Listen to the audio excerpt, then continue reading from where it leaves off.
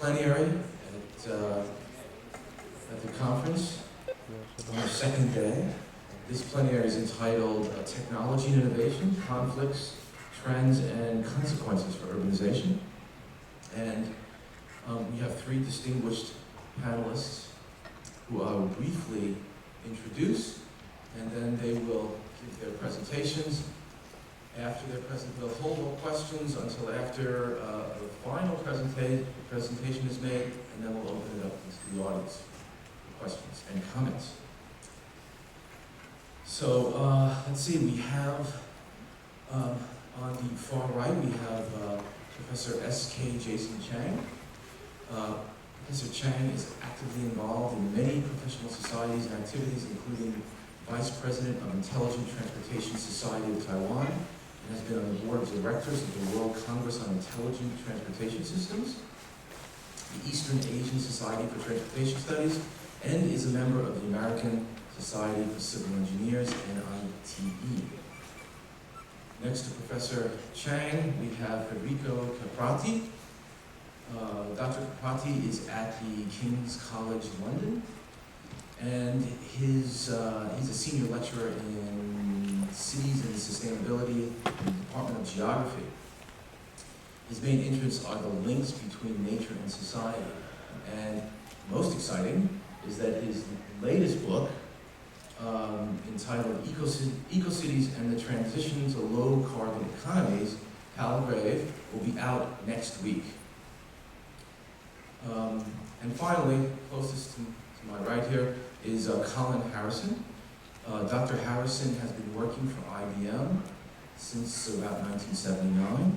He is now emeritus, IBM Distinguished Engineer. He was the inventor of IBM's Smarter City Technology program. And while IBM is located in New York State, not too far from where I live in Armonk, he has also been around the world, visiting places like Tohoku, Japan, London, Munich, the Swiss Academy, and other places. So, as I mentioned, we have a very exciting panel now, and so let's turn it over to our first speaker, Professor Chang, please.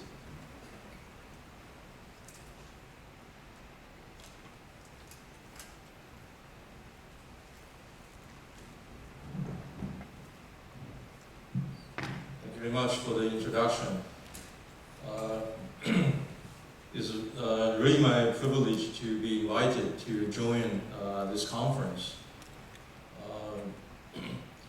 When I was told that I'm going to join this session, I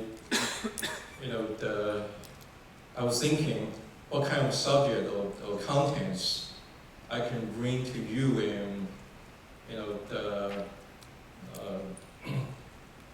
as mentioned earlier, that we can bring more different thought so that we can really think about what we can do for the urban sustainability. As a transportation planner, also of course teaching green mobility and integration of urban planning and transportation, I would like to focus on the sustainable mobility. However, I would also take several examples to show you what the reality and the challenge we are facing, particularly from those technology innovation and application in our cities in the past 10 years. So I would briefly talk about the technology and the smart city in terms of the contents and the latest development. Other two speakers are excellent for giving more details in that aspect. So I just briefly give you a few examples.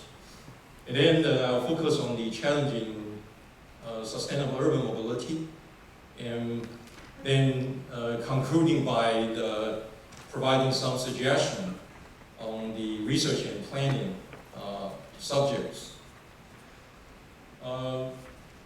I believe you know that the basic contents of smart city include smart environment, living, mobility, economy, people, and of course e-government. And there are lots of initiatives. The latest one, I believe, the India government, the Prime Minister announced 100 smart mobility in July. I was invited to attend the conference last month based on the smart cities concept in India. The India Institute of Urban Mobility tried to think about what should be changed in terms of the urban planning procedures, as well as the application of ITS, Intelligent Transport Technology. And Europe has already started some initiative, 10 to 15 cities in different aspects like electricity, smart grid, cooling and heating system, transport, of course, and smart building. In Taiwan, we started almost 7 years ago by focus on the small village, 15,000 to 60,000 population, and try to apply those information and communication technology, develop local and collaborate with other country, and try to demonstrate that the smart city and the concept behind and technology applied are all visible. At least 5 cities in Taiwan, for example, Taipei, Taichung, Hsinchu, Tainan, Kaohsiung, are very active in developing smart city in various aspects. Like Taipei emphasize on the Wi-Fi, citywide network, and also application of the ICT on smart car ticketing system. And all the buses in Taipei equipped with the GPS, so you have the real-time information system. And by the end of last year, all the buses in Taiwan has already been equipped with the GPS, so you can check those dynamic information via your smartphone. And we also apply those technology for like the freeway travel time prediction. Okay. You may see those systems from the international airport to the city center. And from those smart city, I would say most of them being emphasized not just smart itself, but also the green. For example, in European initiative, they emphasize on those keywords towards a low carbon future. So all the main contents in these initiatives are focused on the quality of life and local economy through investment in energy efficiency and reduction of carbon emission. Yeah.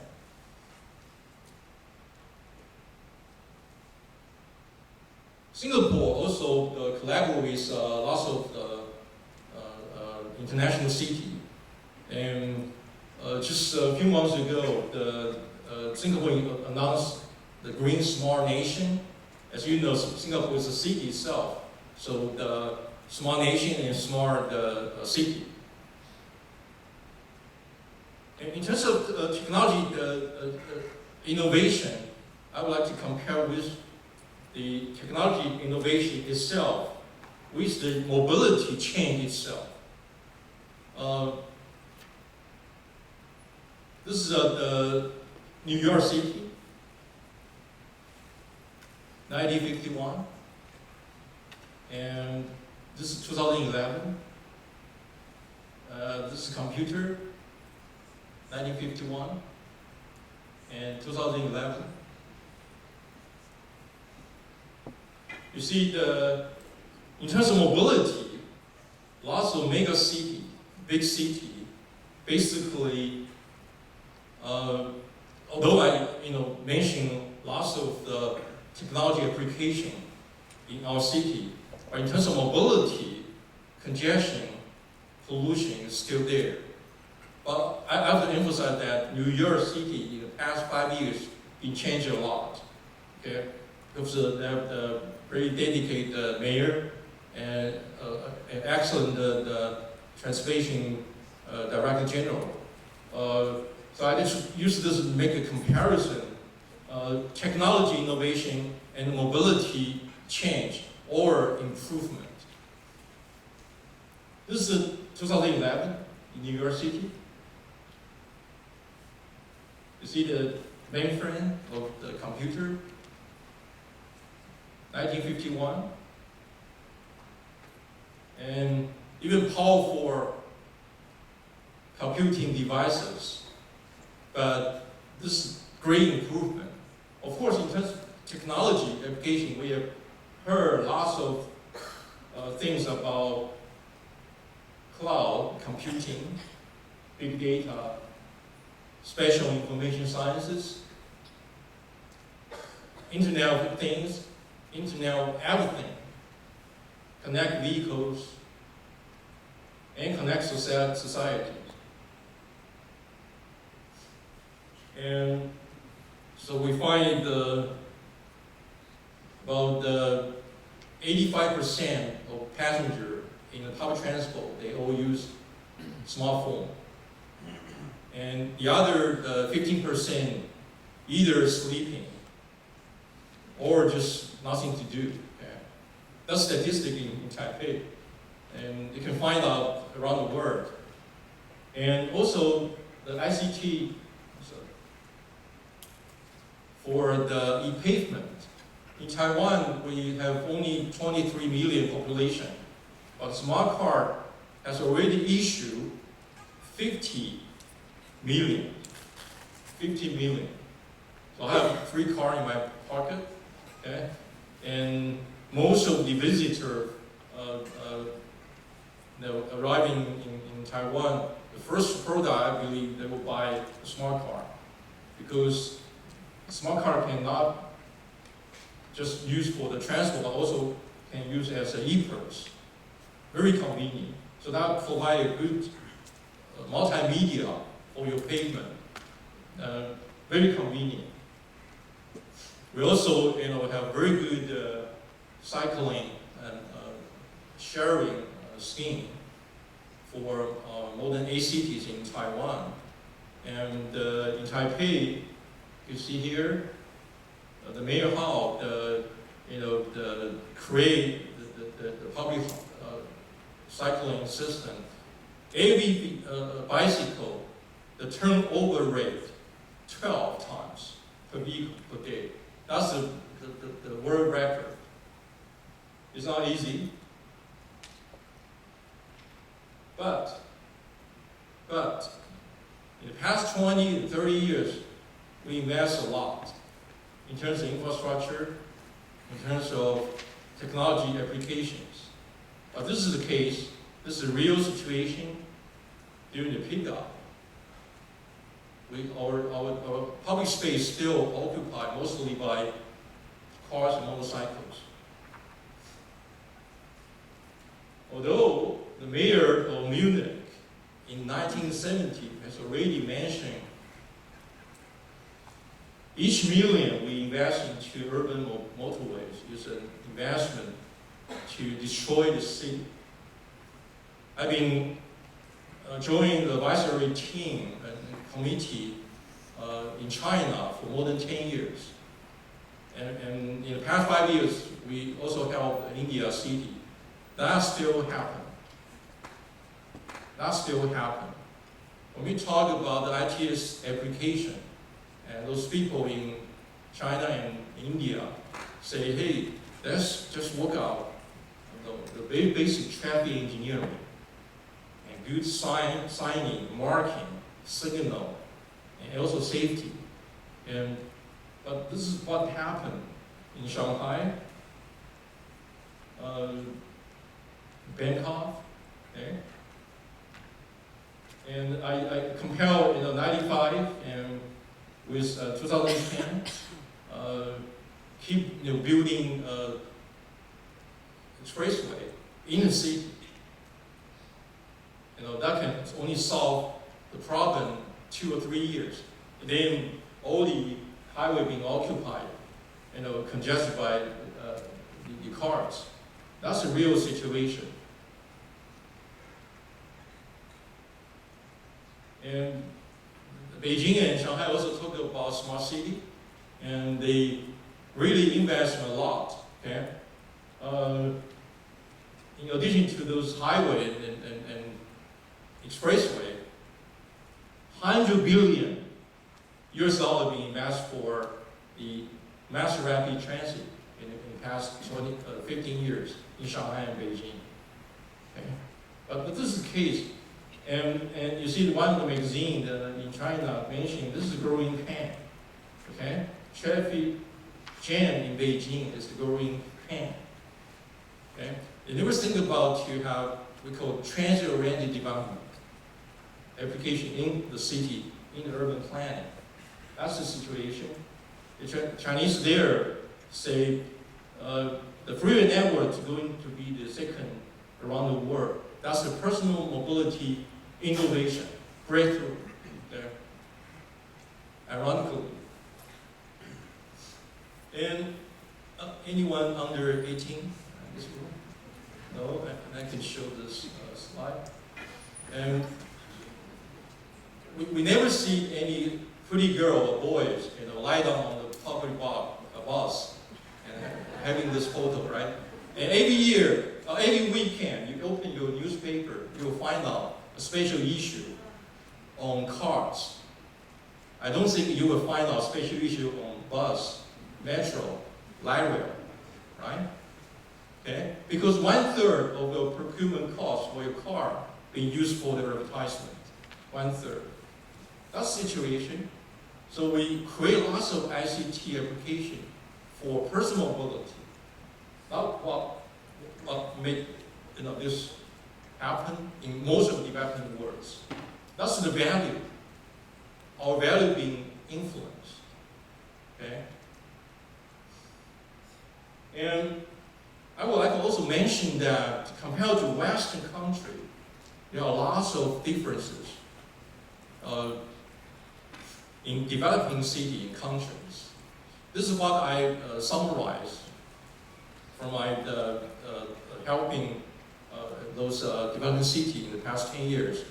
I think when we consider application of ICT or doing some plan work for these cities, we have to think about the differences.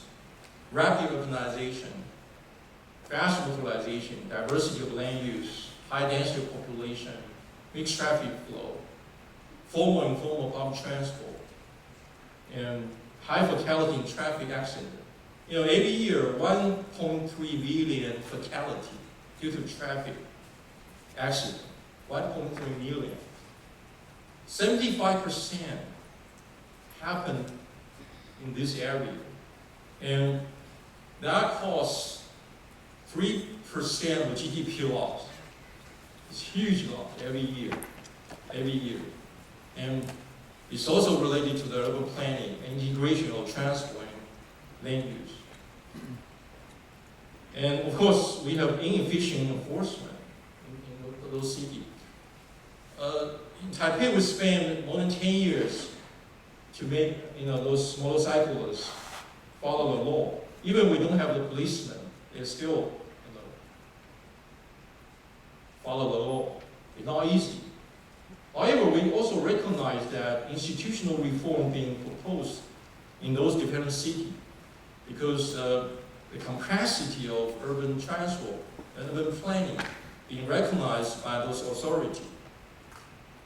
Like China, they already moved all the urban transport into one single Ministry of Transportation, 60 years ago. And same as action happened in India. So based on the information, let me tell you the reality, what happened in developing city. Taipei is an example. You see here, I think it's not just the, I'm not complaining anyone, I just show you the reality, what happened in the past 20 years. We spent 20 billion investment in mass rapid transit system in Taipei in the past 30 years. Okay? US dollar. But now the whole Taiwan, 15% public transport. In Taipei, 30% of public transport. Okay. So we spend 20 billion US dollar for Taipei metropolitan area every day with a 13 million trip. 2 million taking metro. 2.2 million bus. 1.1 million taxi. Okay? But only 5% active mobility, cycling and pedestrian and walking. Okay? We built the metro 140 kilometers until end of this month in operation. 99% of our general public cannot afford those apartments along the mass rapid transit corridor, unfortunately. What that mean? We talk about TOD, transit-oriented development. It's only in theory. Okay? When they're doing the engineering work, it's not really happening. The same in Shanghai, same in Shenzhen, same in those mega cities in India. Okay? So in the past 15 years, 40% reduction in active mobility. Okay? In Taipei, we increased more than 100% of motorcycles. That's the reality. But what would you do with this? So technology itself, I don't think will help. But something we can do.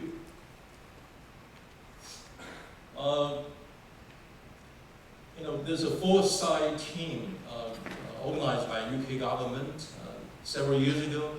I do appreciate the hierarchical of intelligent infrastructure being mentioned, and also the function in this team. I would like to share with you, and which means the ICT or technology innovation should be used for first smart design of cities. Second, make all decision maker being smarter. Okay? And then try to make the available network be efficient. And then try to change our behavior so that we can select appropriate low carbon transport mode. Okay? That's a full layer and concern lots of planning and research subject. And there are also other good interest subjects. For example, we need a very good tool and mechanism for make the integration of urban planning and transportation happen. Okay. We'll talk a lot integration of these two departments, but in terms of mechanism, in terms of tools, there's still lots of work need to do.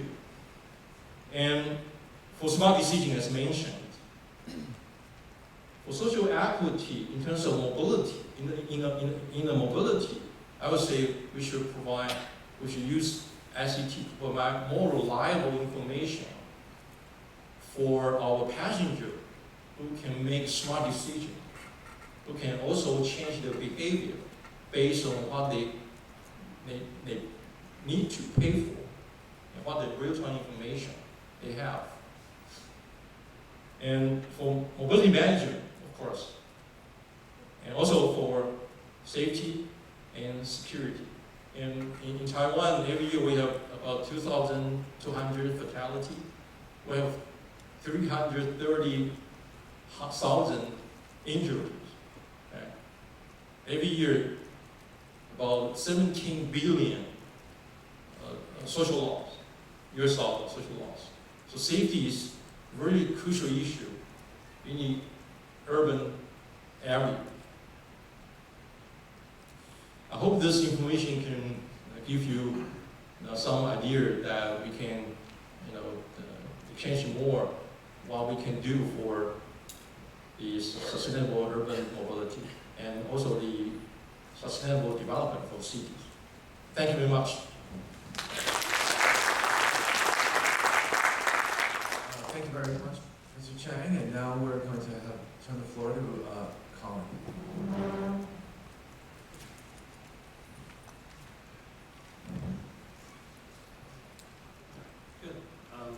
Good afternoon, and I'd start by thanking the organizers for inviting me on my first visit to Taiwan. A chance to see a new country is always welcome. I think the subject this afternoon follows on from this morning's plenary session of interdisciplinary communication for the UJEC community. Going into the future, one of the challenges the community will face is how to transfer its learning from the research into the practitioners, such as Dr. Chang, and into the engineering community that has to build the solutions. And one of the key things that I would look forward to as an engineer in this space is for the UJEC community to develop some idea of the scale of changes that are actually required to meet the objectives that you develop for us. What I'd like to do this afternoon through a talk about smart cities and ICT is give you some idea of what smart cities can do today and some ideas of where that community itself is headed, and close with some thoughts about whether that might or might not be sufficient. So like any good consultant, I structured this as a 2x2. So one axis is sustainability, things that we might do to improve, say, resource consumption within cities, as opposed to resilience, things that we may do to improve the ability of cities to prevent and to recover from disasters, mainly natural disasters. The other dimension being incremental and transformational. Mostly what we see today is incremental application of ICT in this space. But there's a lot of space here for doing transformational change. And I'll explain more about what that means. So these are not definitions. I'm not a big fan of trying to make hard and fast and all-embracing definitions, but just for the purposes of this talk, this is what I think about when I use the word city. It's a place, it has infrastructure, it enables large numbers of people to live together for their common advantage. And the city provides, as Dr. Chang was saying, many services to that community. And what a smart city does is to work with planners, with property developers, public administrators, the agency leaders who operate those services, to look at what can be done in terms of improving how we design these systems or redesign them, replan them after a period of years, how we can improve their operation and how we can make those services more usable by the citizens, how we might actually administer and govern and regulate those services, and that's one of the transformational areas I'll talk about here. And then I hope by the time we finish we'll have some idea of whether this is likely to solve problems of UJEC. So here's my 2x2 again for sustainability. So incrementals is mainly what smart Smart Cities has done so far in the last 10, 15 years or so is been looking at existing urban systems as from an engineering point of view, control systems, and applying control theory to see whether the operation of those systems can be improved in some way. And improved could mean getting closer to the theoretical capacity of the system, reducing its resource consumption, improving its reliability. There are many aspects there. It applies basically 2 or 3 fairly simple concepts in control theory. One is feed forward. Feed forward means that using techniques from Internet of Things and big data, we can do for limited periods of time very good predictions of what service capacity and service demand are going to be. Period of time there is probably somewhere between a few minutes and maybe 1 or 2 days. And although these systems, complexity of systems in cities suggests that these such things are unpredictable, in practice, within certain bounds at least, they're not too hard to predict. Feedback, probably more familiar with, is connecting the consumers and the managers of those systems to what is actually going on in practice, so that a passenger waiting for a bus in one part of the city can have an idea not only when is my next bus coming, but what about the train that I want to catch? Is that going to be on time, or is there another train that I should be trying to catch? So integrating knowledge across the city in real time provides that degree of feedback. With those 2 signals, feeding forward and feeding backwards, system operators on one hand and consumers on the other hand have the tools in principle then to make better decisions about how they manage that system or how they consume that system. One of the things that I tend to talk to urban planners about in particular is that this introduces new degrees of freedom. That typically when you think of building a city, you're laying down roads, you're building bridges, tunnels, buildings, underground infrastructure. And you think of that as something you're putting down there and isn't going to change for the next 30, 40, 50 years. And that you can't overnight change where the road goes. But using these feedback mechanisms, you do have new degrees of freedom about how you operate those services. And I'll give a few examples of those things. And as a byproduct from all of this, you get big data. Big data is a good source of information, of data, for some of the research that I suspect the UJEC community will do. I have to say, in contrast to Internet of Things, smart cities don't necessarily require a lot of sensors to be installed. There may be some of that, but actually an awful lot of the data that you really need to do this kind of incremental improvement is already sitting around. It's just not being used. Example of that would be tolling information, which is put in place to collect revenue from drivers going through a toll gate, but sort of coincidentally gives you very accurate measurements at a very specific location of how many vehicles per minute are going through that toll gate. And that's good input then to a traffic modeling system. The other hand, transformational, is looking at, so these incremental is looking at the systems as they are today. And these feed forward and feedback mechanisms are doing relatively small adjustments to those systems. We've had quite a bit of talk in the last day or so about a systems view of these things. And I think we realize that in general, systems, global systems and urban systems are pretty robust. You can't change them very much very quickly. They are inherently likely to restabilize back to where you wanted them. But in the transformational area, we have the opportunities to completely rethink how we want to structure those systems. And some examples here from schedule to on-demand services. So in transportation systems, going back to ancient history, right, the way that you run a transportation system is you publish a timetable, and if you want to be on a particular bus, then it's your job to be at the bus stop just before that bus is going to arrive. Well, we've got new freedom. We don't have to do that. And the city of Helsinki in Finland, for example, has just started a scheme in which instead of having a fixed rotation of buses, which may or may not be full or may be overcrowded, buses will rotate in proportion to demand, which can be predicted to a certain degree, and will follow the routes that the majority of those passengers want to follow, again, within some constraints, no doubt.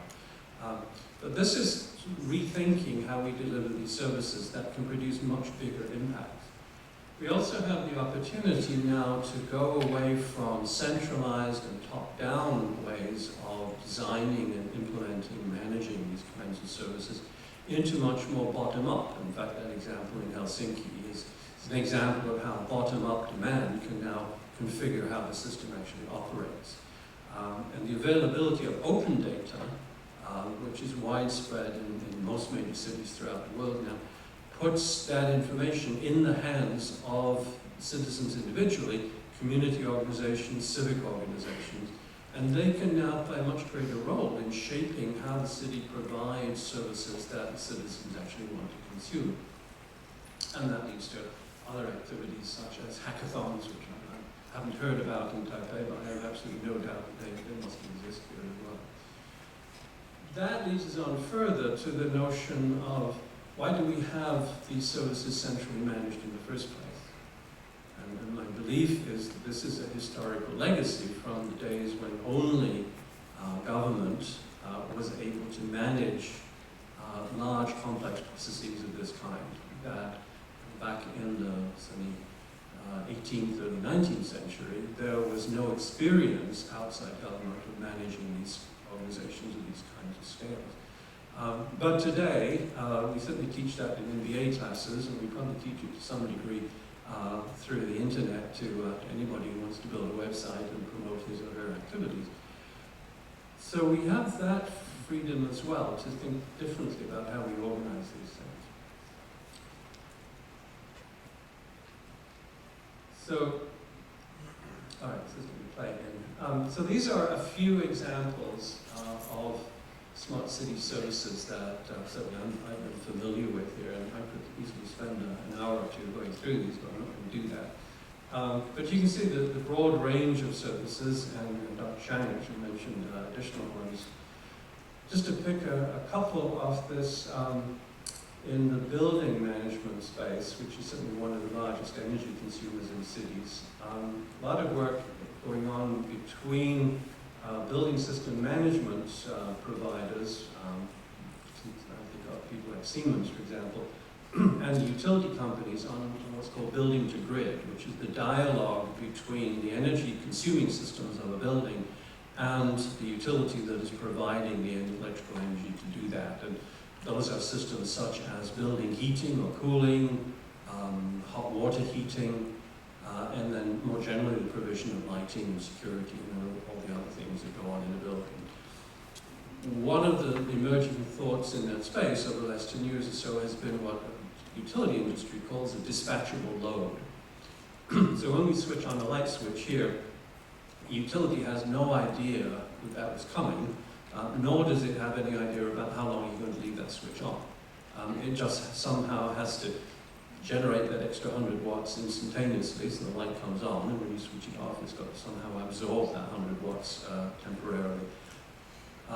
But if you can say instead, through a smart grid network, to the utility, all right, we want to heat or cool, say, 4 tons of water, and have that ready at 6 o'clock in the morning, and we don't really mind when you do the heating or the cooling on that water.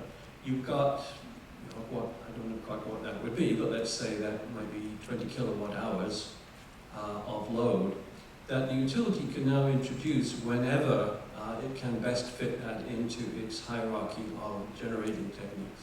And the goal of that is to allow it to always make the best use of the lowest emission sources of electricity that it can use, and not have to do the peak topping that occurs when you switch the light on and off like that. So that's one example in here. Another one that shows a sort of a planning kind of problem, actually a maintenance kind of problem around leak detection. Most European cities and North American cities, and probably almost all cities around the world, lose a significant amount of the water that they produce for domestic and or even industrial consumption.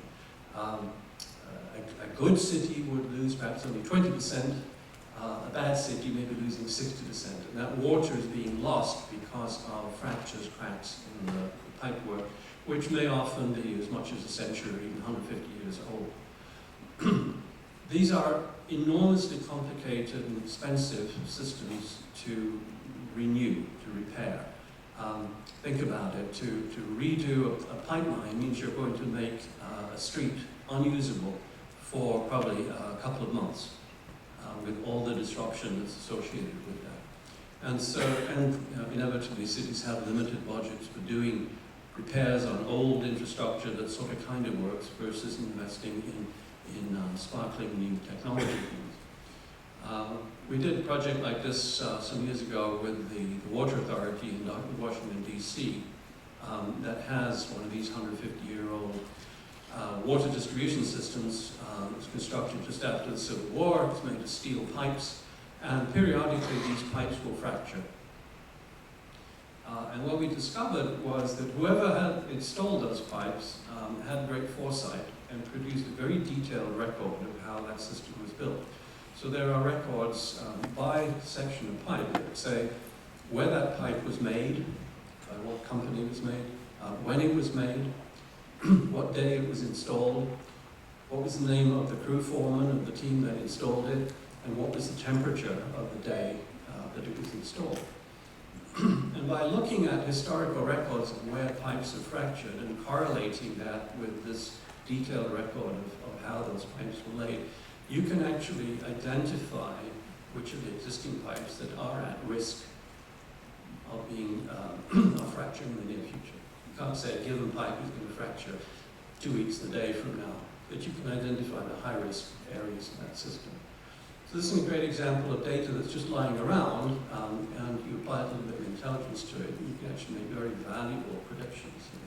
So I could, as I said, spend a long time going through this, but I'm not going to. Here is an example of a transformational city. This is the city of Masgar, where I spent several months working in 2008 and 2009. This is not the real city, which is being built. It's the architect's rendition of what it ought to look like in about 10 years' time, so when it's completed. It is just outside Abu Dhabi city, which is, oops, didn't mean to do that, which is just off here to the right. Over at this end, about 100 kilometers away, is Dubai, and this is Abu Dhabi Airport here. So this is a city constructed in the desert. This is pure sand. This is the Gulf here. This is some islands that are being developed by Abu Dhabi. And this is a city that had the goal of being net zero, zero carbon emissions. Its entire energy supply would come from photovoltaic and solar thermal. They would use that to produce all of the district cooling for the city. Don't need much heating around here. To desalinate water, take it from the Gulf, there's no fresh water. To run all of the urban systems. And to support about 50,000 residents and total daily population of about 90,000 people. The architects adopted some concepts from Arabian cities, medieval Arabian cities, particularly the city of Fez in Morocco, in which you keep the streets very, very narrow so that you exclude the sun from the sides of the buildings, which is possible. That decision meant that you couldn't allow traditional road traffic through it. So there is no private traffic in this city as it's designed. The white things that you would have seen around the edges of the city here are parking garages. You come in off a road here and you park the cars and you get onto this thing called personal rapid transport. Well, at least this was the original plan. And these are small, there was a very small piece of it built for the university. Small cars, I think I can remember it's like 4 or 6 people. They're automated, they're electric, they come on demand and they take you to where you want to go to. And they run, this was the plan, in an undercroft, an underground layer with streets laid out specifically for these vehicles. It intended to have a complete history of the embedded carbon, which is a very contentious kind of thing. And if you lived there, you lived a rather constrained life. You had a relatively small amount of space for living. You were given an allocation of energy and an allocation of water. And that was expressed in a currency called the ergos, here. And if you underconsumed, which would probably be quite hard, you could trade your surplus to somebody else for more ergos. And there were other things that you could buy with ergos. It was an inspiring design to work on 5-6 years ago. Unfortunately, it couldn't be realized. And the reason it couldn't be realized was it simply cost too much. In particular, this idea of an undercroft that raised essentially the foundations another 6-7 meters meant that tenants would have to pay something like twice the rent per square meter that they could have paid on just the other side of the road for a more conditional kind of building. Now, you could imagine that some people, probably perhaps people in this room, would pay some kind of premium to live in a net zero city, right? But nobody could believe that you would pay double the amount in rent. And so it has become considerably more conventional. But it's one of the best examples. There are a few others around the world, but people have taken this kind of transformational approach to how you construct a new city. And one of the questions that I would have, and the engineering community has for UJEC is, would even this be enough? Or is it already too much and we don't quite need to go that far? And I think that's where we need some steering from this community. Quickly on resilience, I happened to be in Tokyo on the day of the 2013 earthquake, and I arranged with IBM then to spend several months living in the north of Japan to understand what had happened and what could ICT have done to prevent it, and what could ICT do to improve the recovery from that. This is the land coastal area outside Sendai, looking back towards the central mountains. This area was rice paddies that are now covered in seawater. That land is unusable for many years to come because it's saturated with salt. The debris itself, actually, they cleaned up incredibly quickly. So incrementally, the certain amount that ICT does already in terms of aiding in the coordination of disaster response in this kind of area. Problems that it addresses are supply chain management. What do the emergency responders need from the world community? And then what is inbound, what is coming in? I saw many warehouses there where there was a convoy of lorries outside unloading gear into what was usually a high school gymnasium. Nobody knew what was coming in. It was stuff, and it was being stacked up. And if somebody knew where it was, you might be able to find the stuff that you actually needed. Connecting displaced persons, knowing whether a family member was still alive, but just in a different area, or whether the body had been found and identified, and that person was known not to be living anymore. So many areas of that. Flood and river management is a great example of what we've called single view of the truth. Many flood disasters on the rivers occur because the various control sections along a river don't have a good view of what is going on above them or below them on the river. This was, I think, most spectacularly the problem in Thailand late in 2013, where water management systems near the headwaters, the managers panicked and released water too quickly into the downstream section when that was already fairly heavily loaded. And they could have held onto that water longer. And what we want to do there, and we've done a number of cases now, is just to give everybody that single view of what's going on end to end. That's a very consistent theme on the incremental aspects of smart city. Smart agriculture is a way of responding to climate change. New crops need to be grown, is doing a modeling of is there sufficient water in order to change to a different kind of crop, and also in developing farms, model farms that help farmers learn how to grow new crops. The last one, the Resilience Exchange, is a project that I'm involved with directly, something sponsored by the Rockefeller Foundation. It's looking at applying natural language processing, so language understanding systems like IBM's Watson, to analyze and distill knowledge out of tens of thousands of project proposals, project reports. Our hope, our aspiration here is that that system will eventually be able to do what we can already do for physicians, which is to say, here's a set of problems that a given region has. What treatment, what actions, interventions do you recommend? We don't know if we're going to get there yet, but at least we'll have a more valuable set of tools for people to use. And then lastly, there's a lot of transformational stuff that could be done here too. Strangely enough, one of the most transformational things that could be done in disaster response would be to allow the different responding organizations, the police, the fire department, the emergency medical teams, the civil defense, the military, to actually communicate with one another on their wireless systems. In most parts of the world, Taiwan might be an exception, I don't know. Each of those organizations buys its own wireless systems, and they are quite incompatible.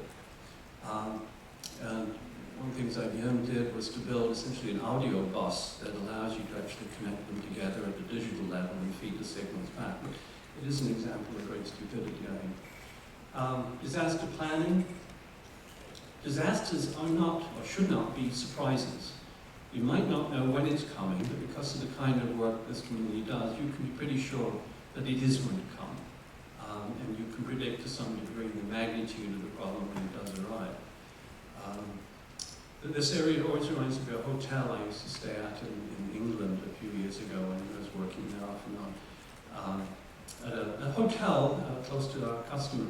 It was quite a nice hotel, but it had a strange feature that every morning it seemed that breakfast caught them by surprise. My God, it's 7 o'clock and all these people want breakfast. Oh my God.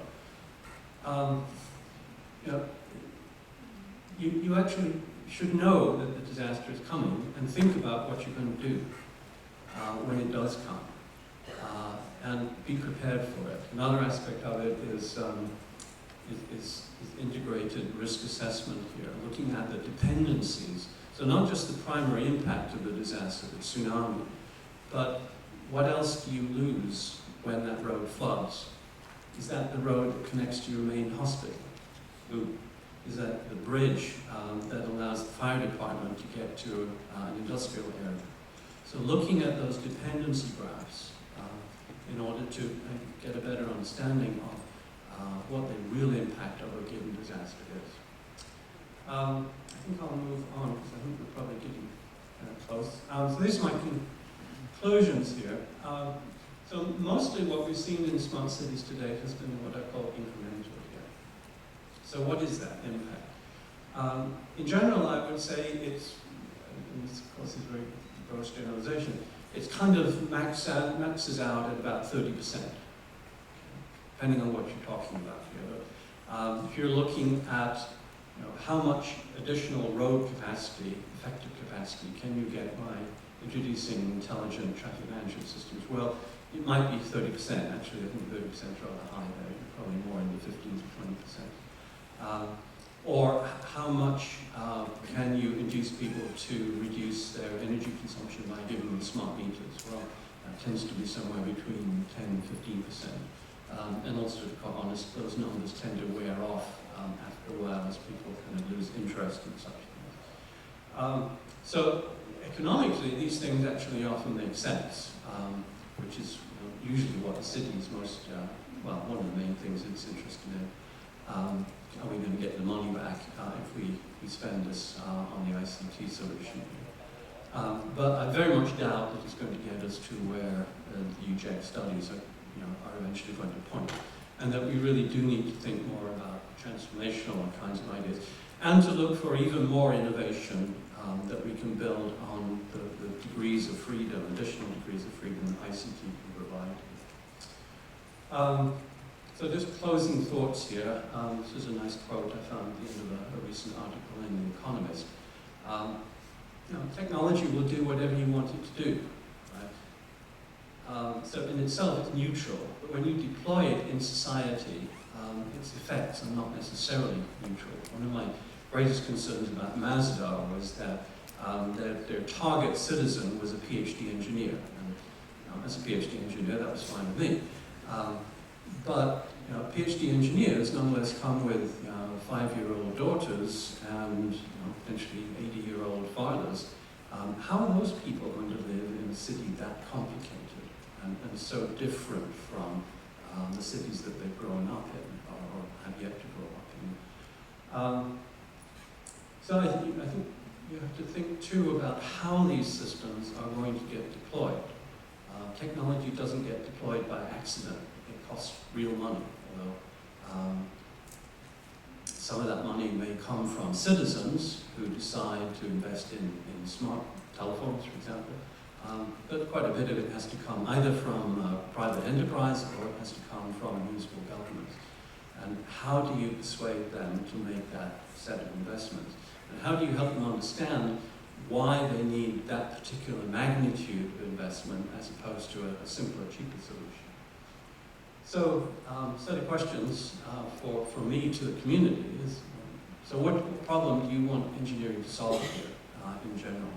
And how much of an innovation do we need compared to where we are today, or where we could be reasonably in 10 to 20 years? And don't forget human apathy, human forgetfulness. One of the sad ironies of the Japanese tsunami a few years ago was just on the North Sea coast, north of Sendai, after the tsunami killed so many people. People remembered, oh yeah, there are these markers up on the hillside that have been there for 700 years. And on those markers it says, do not build below this level. Thank you.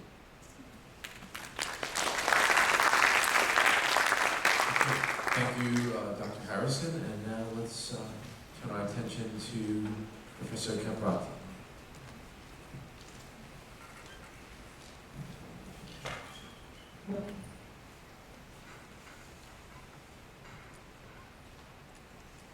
Thank you very much, and thank you, Peter, for chairing the session. Thank you to the organizers as well, and to both of my fellow panelists for their presentations, which really link into some of the concerns that I want to talk about over the next 15 minutes or so.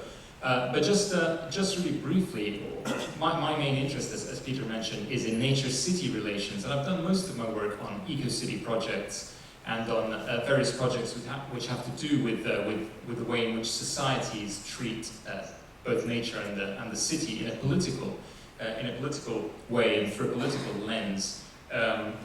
So one of my big interests is actually in mega projects, in the construction of eco-city mega projects, and more broadly in the ways in which these urban projects become enrolled into wider political and ideological agendas, especially through recourse to notions of, say, for example, crisis. So whether that be environmental crisis, demographic crisis, social crisis, peak oil, real and constructed crises. And today's a really exciting opportunity to start talking a little bit about the smart city and what that might mean for cities in the context of environmental change. And what I'd like to do is to just start off by flashing up this image of a rubbish bin or a garbage can, depending on the geography you come from. But these are smart bins which have been built and deployed in London's financial centre. There are about 100 of these. They display traffic and transport information to people walking past. So they're lovely, splendid pieces of urban architecture. They're very useful. You can put your trash in them, as well as look at the latest transport information which might influence your decision making. Keep that garbage can in your mind, because I will be talking about it over the next few minutes, and I'll come back to it in a few minutes time. As I was planning this, what I was going to say today, I found that what was coming up for me really was not a sort of set of points, but actually a set of questions, some of them quite broad questions about the smart city in the context of urbanization, transformation, and environmental change. So actually what I'd like to do today is to raise some of those questions. Some of these are pretty broad questions, but I think they're important questions to tackle today when we're thinking about the smart city, when we're thinking about engineering the smart city, the politics of the smart city, the economics and finance of the smart city. And I'm actually sort of excited because a lot of these questions went into a sort of a recent funding proposal which got accepted a couple of hours ago, just before I came to this panel. And that's a sort of EU-China comparative project looking at smart and eco-city projects currently underway. So I'm really excited that some of these questions that I'm going to raise today, I'll get to actually look at them over the next few years a little bit more in depth, and that's very exciting for me. One of the things that I'd like to mention is that by raising these questions, what I'm not trying to do is, I'm not trying to trash the smart city idea or just kind of come up with facile criticisms and critiques of the smart city idea, but I do believe that when we're talking about shaping the future city, there need to be some important queries asked about the trajectories and pathways and ideas that go behind some of these city projects. And I do believe that the smart city idea is exciting, the smart city idea is interesting, and it is replete with opportunities, as my fellow speakers have highlighted, opportunities for transformational and innovative change, not just environmental. So, for example, opportunities in city management. This is an image from a recently published bit of research which uses big data. And basically the data collected through smart cards, like Professor Chang mentioned, in London on the subway underground system, underground network, showing a modeling analysis of what would happen if one of the busiest stations on the network were to be shut down during rush hour, looking at the impacts on other stations. Now this clearly has really important implications, policy implications, because it then leads into questions about, well, if you've got this data and if you've got this real-time data and capacity potentially to model these impacts, then how do you feed that into, say, for example, the utilization of public address systems, smart bins, or information about transport, which is deployed by Transport for London, the body that runs the network, and is sent to people's mobile devices, etc., so as to be able to direct flows of traffic, flows of passengers away from bottlenecks, away from potential choke points. What's also been mentioned by my fellow panelists is the opportunity for smart approaches to look at, for example, environmental performance, environmental tracking, environmental indicator systems in the city, which is clearly really interesting. It's used, and it has been used, and it is being used quite a lot in, for example, in some of the eco-city projects that I've been involved with. Some of these are sensor systems, some are not. For example, some of the indicator systems. Smart cities and behavior, so the potential for smart applications to influence individual behavior, but also, for example, consumption behavior or environmental behavior, that holy grail of environmental sociology.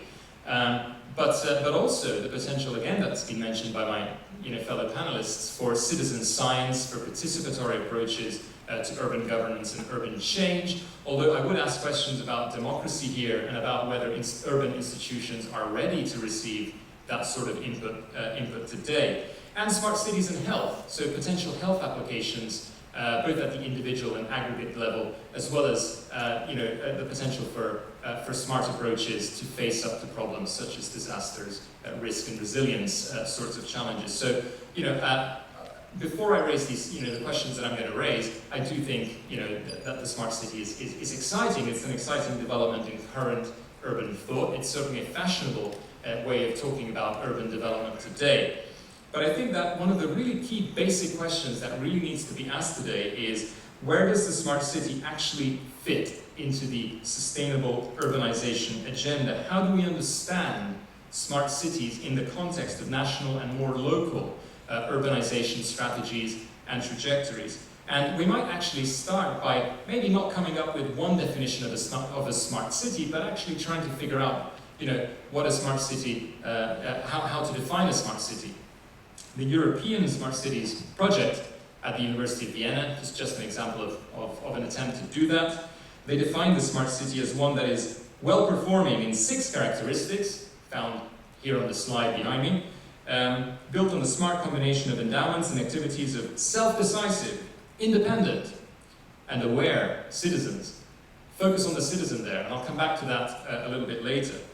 The UK government has recently launched its own smart cities strategy, which is fairly well funded, and it defines smart cities as those which could help address some of the challenges of urbanization by helping to optimize resource consumption and improve services through better management of demand and supply. But this year, the UK's Department for Business, Innovation and Skills also released a smart cities report where it admitted that it found the smart city confusing precisely because of definitional issues. And in the report, quite prominently, it says that actually what is the difference between the smart city, the technological city, the knowledge city, the creative city, the eco-city? Is it just a fashionable new way of talking about current and contemporary urban development? And this came through in a policy report.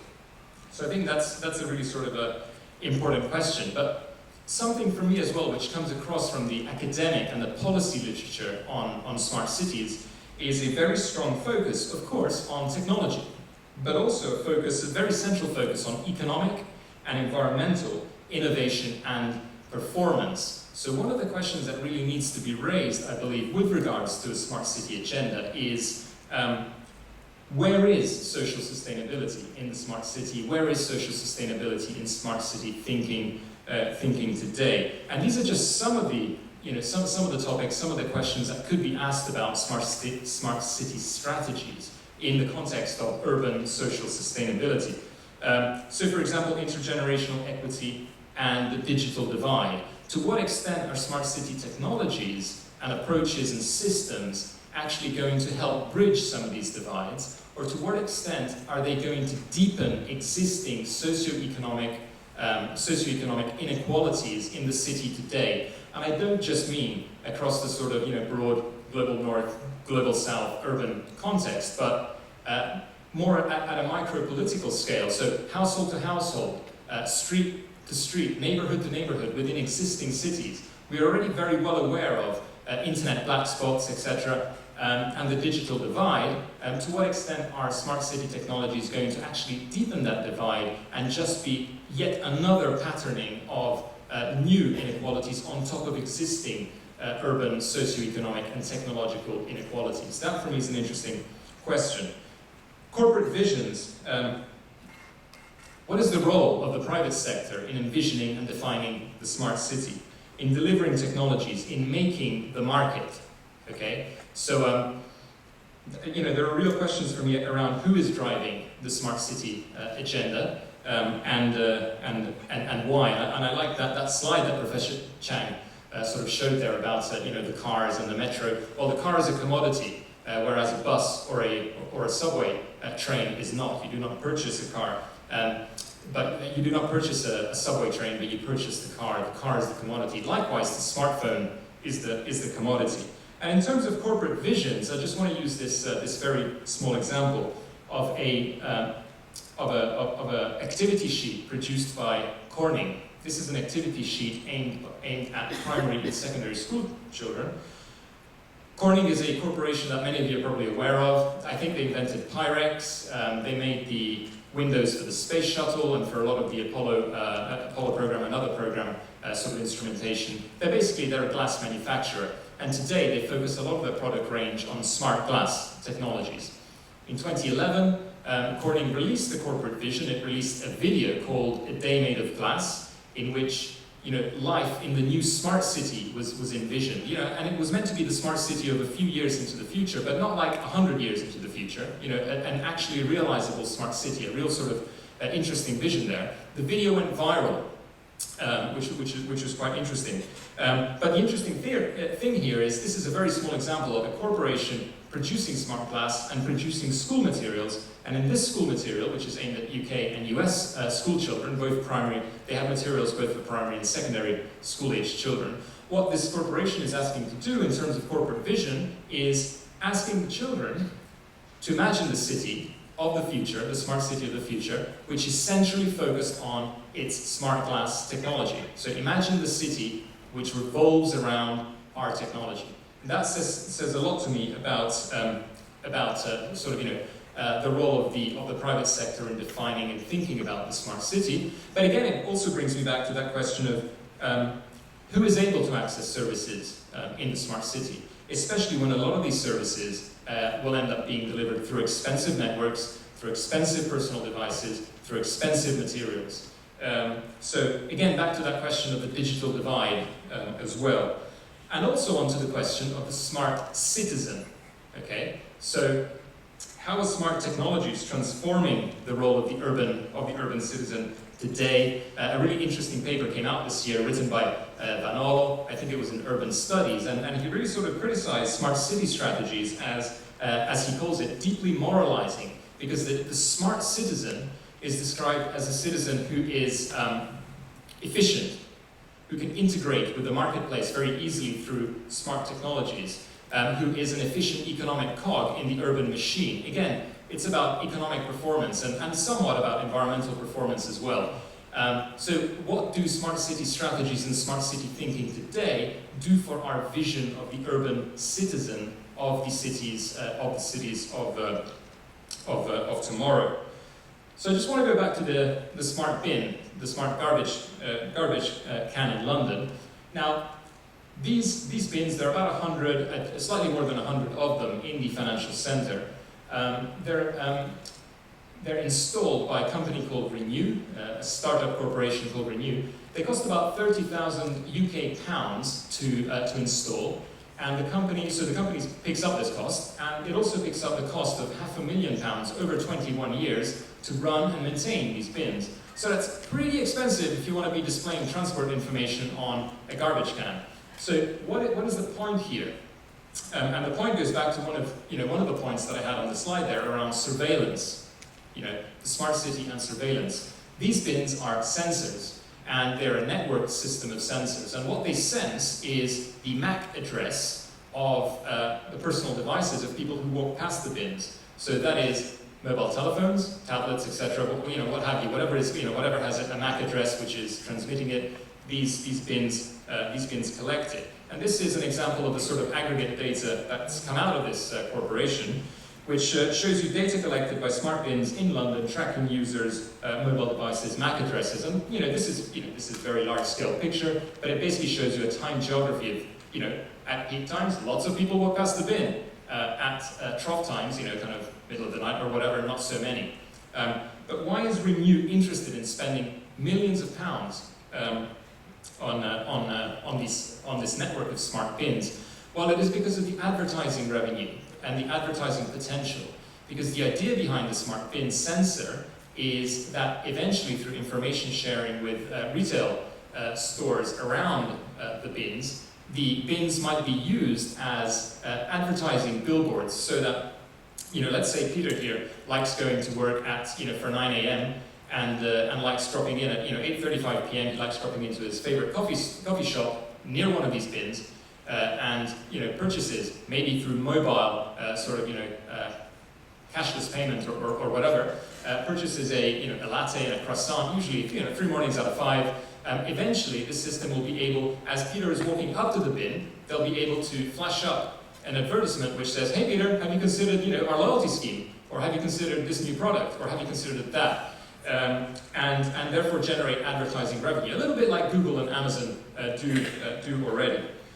So this is an example of Renew, this corporation, installing these smart bins in the urban realm, telling the individual what to consume, when to consume it, how to consume it, where to consume it, Where is spontaneity? Again, what does that actually detract from the urban experience of the city of tomorrow? Again, going back to that question of the smart citizen. So yes, smart cities, opportunities to manage traffic flows, to control the city, etc., but also some broader questions around the intrusion of corporate and governmental entities into individuals' personal spheres. And I just want to raise just a few more questions briefly, which are start with a fairly broad question, which comes really from, I guess, from the history of urban planning in the 20th century. The 20th century is littered with examples, some successful, many unsuccessful, of cities, new build cities in particular, but also transformed cities, predicated upon the deployment of shiny new technologies, which were sort of portrayed as the repository of solutions to urban society's ills and potential crises. So is the smart city today a response to a set of identified needs at a variety of scales, or simply just another iteration of the sort of technological fetishism that we have in modernity that started up that is really evident throughout the 20th century and into the 21st century today. With regards to sensor systems, for example, in London 2012 Olympics, an atomic radiation sensor system was installed around the Olympic Park. One of the questions I would ask is, well, that's great if you want to spot a dirty bomb as it's going off, but that does nothing to solve the crisis of security or terrorism or tackle, the causes of these things. So perhaps just focusing so closely on some of these applications without looking at the broader picture is not as helpful as it might seem. Smart cities in the global and the global south. Cities in the global south, we all know, are the ones who are most likely to feel, the greatest effects of the uneven geographies of the impacts of climate and environmental change. Most smart city projects, just like with most eco-city projects, are based in what could loosely be termed the global north. So to what extent, actually, I think this is an opportunity, actually, to what extent can we use and deploy these smart city technologies in other contexts as well? So think about, for example, the use of sensor systems in sanitation contexts where you do not have large-scale integrated infrastructure, but where you could use sensor systems to basically manage a more informal, what is currently a more informal system of sanitation, say, for example, waste collection. So I think there are real opportunities there for a real contribution there. And finally, also network security or insecurity and resilience. We're told that networks increase potentially the potential, the resilience potential of an urban area. But in an age today when networks, even the most secure ones, seem to be getting compromised on a regular basis and in lots of different geographies, to what extent does the moving of urban governance functions, etc., onto ICT networks decrease the potential resilience of the city in the face of potential network security threats? So, for example, think back to that screenshot I showed you of transport flows in London and what happens if a station were to potentially shut down. Well, what could happen if a network like that were to be compromised, and the sorts of information, particular forms of information fed to passengers about where to go, about stations which are closed, etc. I know that this has been actually a very real concern among people developing the new generation of air traffic control systems, and I think it's an important question for the city today as well. So lots of potential, I think, for the smart city in terms of transitional innovation, in terms of niche, experimental sort of developments, but also a real risk, I think, for smart city thinking today to just scratch the surface of the issues facing sustainable urbanization. And I just want to leave you with an image which really, for me, touches really deeply upon that issue of, does the smart city really scratch the surface? This is an image of a tree with nice red leaves, and it was found, it was part of a long line of trees with nice red leaves, and it was found in the middle of one of the world's biggest eco-city projects, not Masdar. But when I visited this project and went into this newly built, shiny new green eco-city, These trees were fascinating because they really symbolized the new ecologically sensitive nature of the city. But what was interesting is that, I was kind of attracted by this tree, or by this line of trees, and I went up to the tree, and I found that actually these nice new leaves were all fake, and that they'd all been wired onto the branches on the tree. So really going back to that question of, to what extent are we really just scratching at the surface of the real sort of issues out there? Thank you. And I just want to leave you with a slightly more humorous take on smart technology, which I just frankly found on the plane when I was flying over. Thank you very much. Thank you very much. Mr. Caprotti, we had 3 excellent presentations. We just have a few moments, so perhaps we can do what was done for the previous panel, collect a few questions, but I think we'll have to wait for the answers until the break. Okay? All right, so let's open it up to the audience. Any comments, questions? Thank you for a set of very interesting and provocative presentations. I'm Stephanie Pincel at UCLA. One of the things that seemed striking here is there's no mention of the kind of environmental cost of smart technologies. Where are all of the materials going to be mined? What is the cost of putting them together? What's the cost of maintaining them? Where's the electricity going to be coming from? They seem to be very energy-intensive technologies and very material-intensive technologies. So I'm a little bit curious about that side of sustainability and intelligence. Thank you. Anyone else?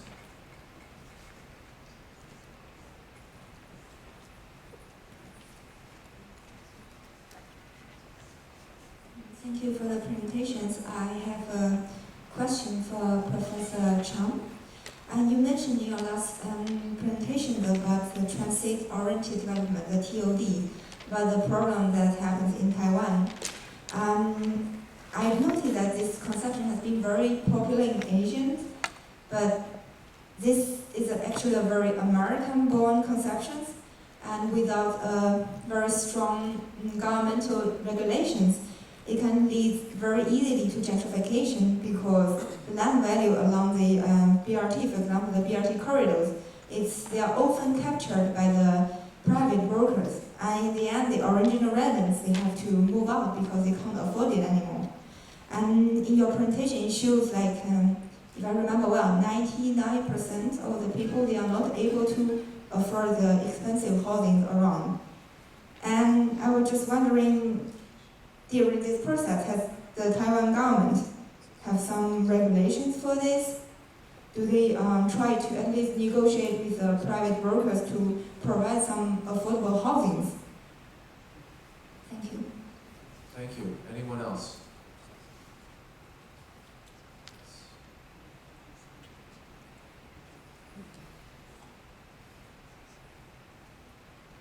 I thought his presentations were interesting, but I think there's a common thread of 3 questions that come through each of your presentations that come to my mind, and I think it comes down to what is appropriate, who is it for, and then if it's smart, what's stupid. And I think for that last one, I'd like to I think we focus on these different buzzwords, and we're going to keep doing that throughout time. It's going to be sustainable, it's going to be resilient, it's going to be smart, it's going to be livable, it's going to be healthy. And I'd like to just get beyond these different buzzwords, and I think it's figuring out what local priorities are. The reality on the ground, what are the ethical considerations and the cultural context and aspirations. And I think that should be driving our thinking and the type of work we do around these different buzzwords. Okay. Thank you very much.